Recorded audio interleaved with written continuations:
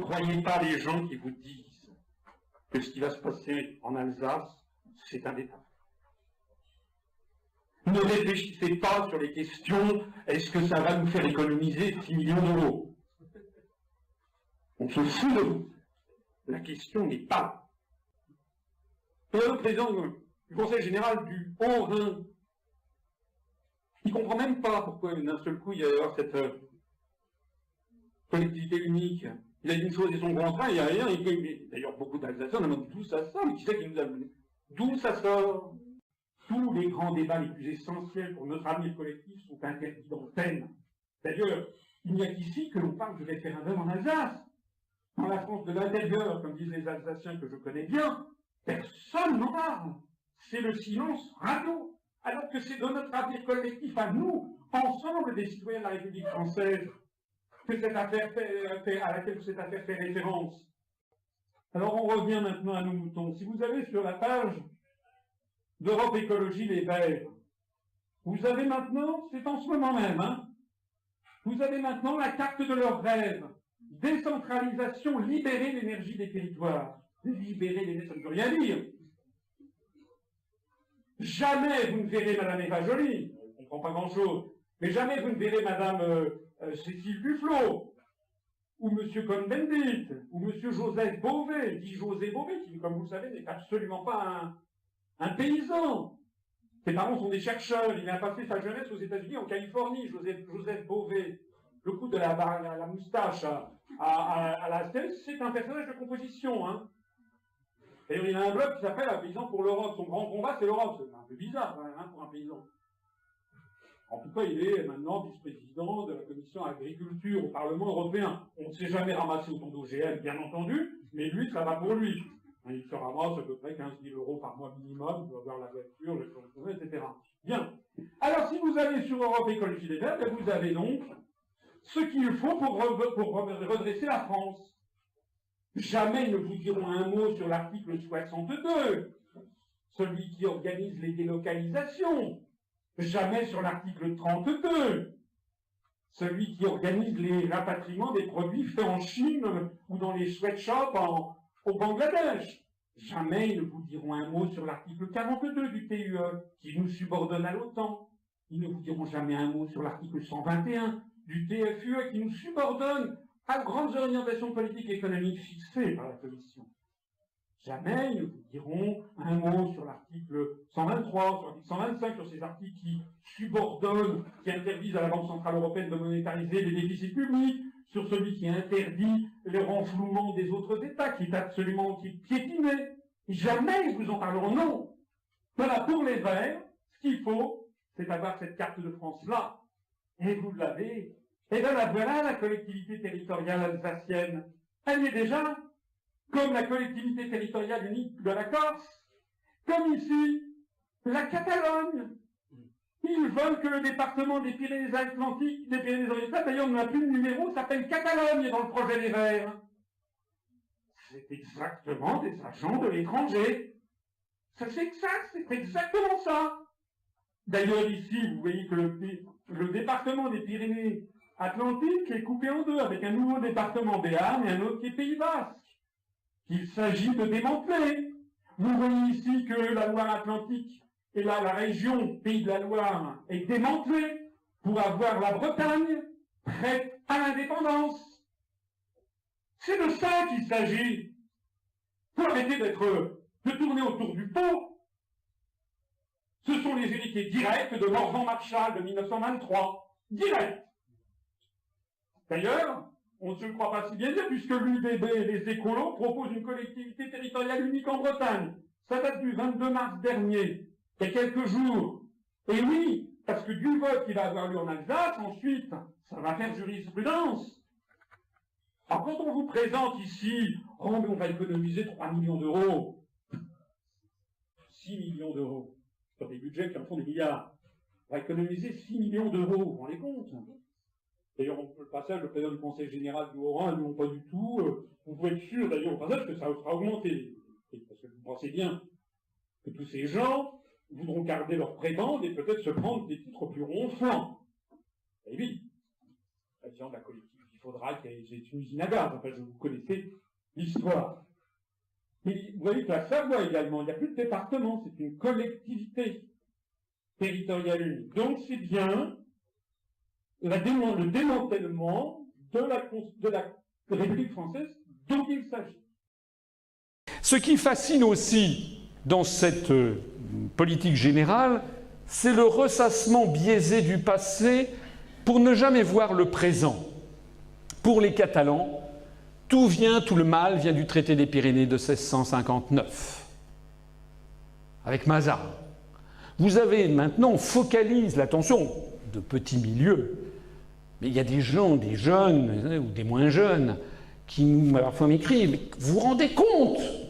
La France a trahi, n'a pas respecté l'article 3 du traité des Pyrénées de 1659. Pour les Bretons, tout le mal vient de l'union du duché de Bretagne et du royaume de France de 1532. J'ai eu un correspondant qui m'a dit « c'est un scandale, la façon dont la France n'a pas respecté l'accord qui avait été prévu en 1532 ». Pour les Alsaciens, c'est le traité de Westphalie de 1648 et le traité de Rijswijk de 1697 qui sont objets de scandale. Pour les Corses, c'est la bataille de Ponte Novo de 1769. Quand je dis pour les Corses, c'est pour les indépendantistes corses qui représentent, selon les... En Corse, il y en a peut-être un peu plus qu'ailleurs, mais en Bretagne, c'est 1% de la population, 2%. Et il y a des jeunes qui sont là, que l'on entretient dans cet ressassement du passé. Pour les Savoyards, le traité de Turin de 1860, vous savez que lorsque Napoléon III a fait affaire avec Victor Emmanuel II pour aider à l'unification italienne, en échange, Victor Emmanuel II donc a cédé à la France la Savoie et le comté de Nice par ce traité de Turin, et qui fait l'objet de toutes les récriminations de ces gens. Mais ce qui est extraordinaire, c'est que pendant que nous avons des gens qui, dans les provinces françaises, parce qu'ils constatent qu'il y a du chômage, parce qu'ils constatent que les gens s'appauvrissent. En ce moment, en France, tous les jours, il y a 2000 personnes qui basculent en dessous du seuil de pauvreté. Mais ce n'est pas le traité de Rijswijk de 1797, pardon. Ce n'est pas le traité des Pyrénées de 1759. Ce n'est pas l'union du duché de Bretagne et du royaume de France de 1532 qui explique pourquoi les Français, en ce moment, perdent une usine par jour, 600 emplois par jour, que nous avons 1 à 2 agriculteurs français qui se suicident tous les jours, 450 par an, et que nous avons tous les jours 2000 personnes qui basculent en dessous du seuil de pauvreté selon l'INSEE. Parce que ça, ces phénomènes-là découlent de tout à fait autre chose. Ils découlent des traités européens dont jamais justement on ne parle. Pendant que l'on distrait l'attention des populations en leur racontant les méfaits de la France prétendue du XVIIe ou du XVIIIe siècle, on ne leur parle jamais de ce qui se passe maintenant. On ne leur dit jamais d'aller regarder le traité sur l'Union européenne, le TUE dont l'article 42 nous place entièrement sous la domination de l'OTAN, des forces atlantistes, qui nous emmène au choc des civilisations avec les pays du monde arabo-musulman, sous l'empire duquel nous sommes en train de commettre des crimes de guerre constamment, jour après jour, en Afghanistan, en Libye, en Irak. Ça, nos indépendantistes, ça ne les concerne pas. Ils préfèrent parler de l'union de la Bretagne avec le royaume de France en 1532. On ne leur parle jamais du traité sur le fonctionnement de l'Union européenne, que je décrypterai un petit peu davantage demain soir à Bruxelles. Le TFUE, dont l'article 63, par exemple, interdit toute restriction aux échanges de mouvements de capitaux. C'est ce qui explique toutes les délocalisations de France, mais aussi de Belgique d'ailleurs. Et également le rachat par appartement entier par des grandes fortunes venues de l'étranger. Je m'exprime devant des Français qui découvrent soudain l'Amérique, dans tous les sens du terme d'ailleurs. Et le deuxièmement, c'est le démembrement délibéré à l'insu des Français. L'exemple le plus significatif étant les groupements européens de coopération transfrontalière. On en connaît un rayon ici d'ailleurs. On vous le propose. Hein, le premier jet est autorisé en Italie avec la Provence-Alpes-Côte d'Azur, Rhône-Alpes, et puis la Ligurie, et puis le Piémont. Ça ne correspond à rien. Dans les Pyrénées, dans les Alpes-Maritimes, dans le Var, c'est pas qu'on aime bien les Italiens, c'est pas le problème. Donc, on n'a pas spécialement de relation avec le Piémont. Quand on est à Marseille, on a beaucoup plus de relations avec Tunis ou Alger, hein. Donc ça ne correspond à rien, ça ne correspond à aucune affinité. Voilà, hein, tout ce qui est actuellement en cours, avec ici justement en Alsace, le Rhin supérieur, c'est systématiquement la volonté d'effacer les frontières nationales, de créer ex nihilo des identités qui ne correspondent pas à grand-chose, sinon à rien. L'objectif étant toujours le même, détruire les États-nations, on l'a vu pour l'Espagne, mais on le voit surtout pour la France, puisque la France est par définition l'empêcheuse d'impérialiser en rond. Ce dont il s'agit, c'est d'aboutir à ça, c'est d'aboutir au morcellement, au divide and conquer, comme les Américains l'ont fait à la chute de l'Union soviétique, avec la Yougoslavie, avec le Sud-Soudan. Ils essaient de le faire comme ils l'ont fait en Libye, en Syrie, en Irak, en Afghanistan, comme ils essaient de le faire en Chine, ils essaient aussi de le faire en Europe.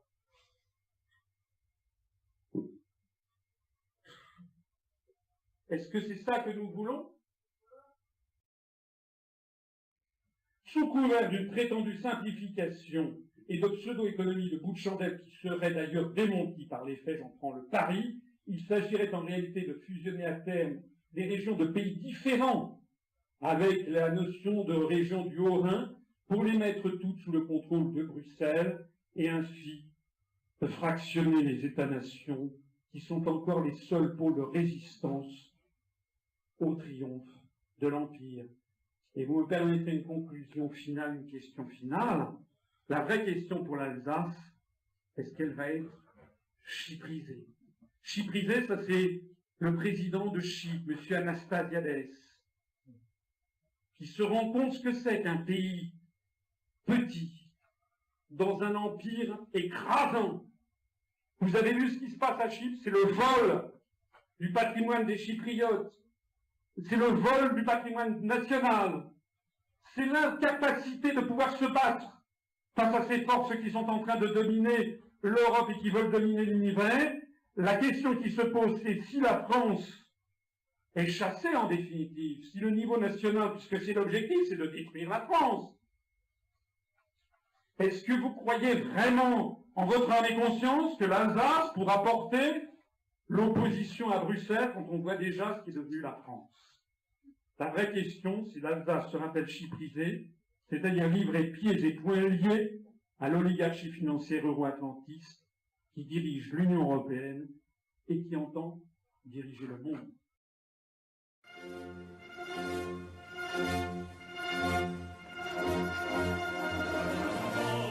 La patrie, le jour de gloire est arrivé. Contre nous de la tyrannie, l'étendard sanglant élevé. Il est nécessaire de s'engager fermement en faveur de l'abolition, de la consolidation de certains niveaux administratifs intermédiaires, comme les provinces. Dans nos campagnes, rugir ces féroces soldats, ils viennent jusque dans nos bras, égorger nos fils, nos compagnes, aux armes citoyens, formez vos bataillons.